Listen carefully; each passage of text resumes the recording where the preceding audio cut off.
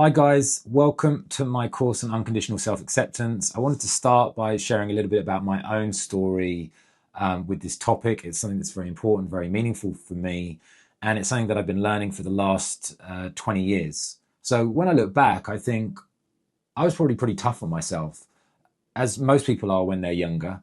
I would judge myself negatively because of my relationships. I would see other people having better relationships, dating more people. I always felt that there was something wrong with me, that I didn't look right, or that there was just something that other people didn't like. I thought I was unlikable. I thought I was unlovable. And I would also look at the success that other people had. And again, I would kind of judge myself negatively. And I guess as young people, it's ordinary and normal for us to believe our thoughts. So everyone has a story. I'm sure you probably have a story about yourself, and your story is like the ongoing narrative that you tell yourself about yourself. It's your interpretation of your behavior, of your successes and your failures, and that essentially becomes something we call a life script.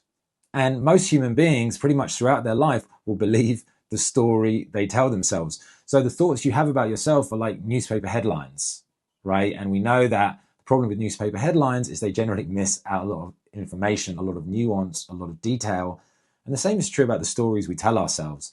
They're not universal truths. So that was one of the big moments early on in my journey when I realized that the thoughts I was telling myself were not true. They were lies. They were fake news. And I'd been believing those stories for a very long time. Now that was a massive issue for me. My goodness. And when I found out that they were lies, that they weren't true, I felt so good. It was like the best news ever to realize that all of those stories that I thought were true were not true.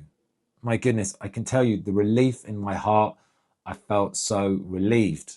Life is pretty good when you don't believe the stuff that you tell yourself. And ancient Greeks, the philosophers, looked at this and they basically said it wasn't the pursuit of pleasure, but the absence of pain, which was the secret of happiness.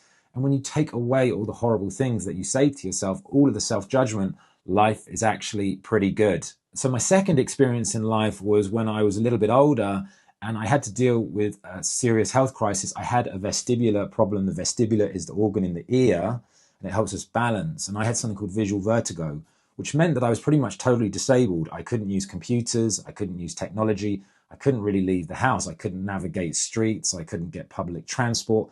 I was totally disabled for a very, very long time. And when that happened, I had to give up everything. I had to give up where I was living, my property. I had to move home. I had to give up my career.